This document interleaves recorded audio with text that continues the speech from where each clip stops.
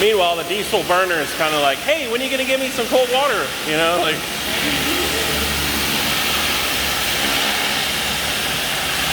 Oh yeah.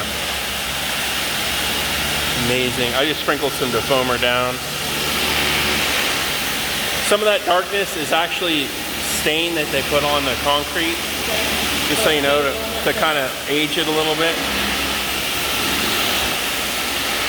But chances are, once you get halfway, we'll have to check that inline filter. So, but it looks good so far.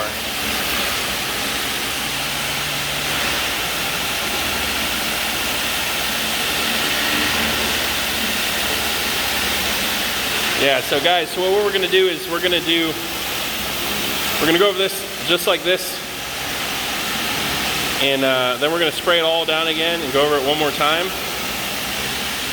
and hopefully that'll get rid of everything and make sure there's no lines from the grease from overlap, because sometimes you got to take it off in layers. So it's kind of what we're up to. And I have a little battery powered LED light here, which this thing lasts quite a long time.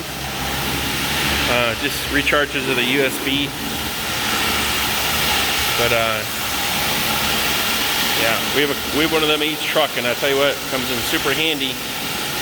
For I think they're not even 30 bucks. But we're cranking out 250 degrees here, just so you guys know. That is a maximum that our solution line can handle. And that's the maximum of the diesel heater. So, well, amazing. Love it.